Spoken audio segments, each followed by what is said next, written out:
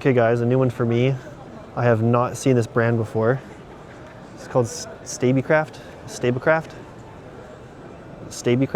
I don't know, I can't pronounce it, but I like the color they're using. So apparently these vessels are out of New Zealand, and they're built sort of like rigid inflatables, where they have sort of pontoons, essentially, like down the sides here.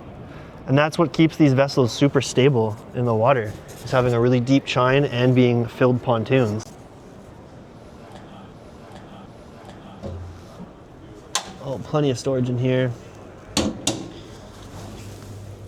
You've got the step that folds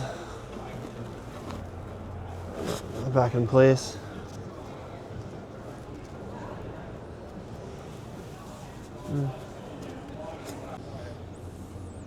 Tons of room back here.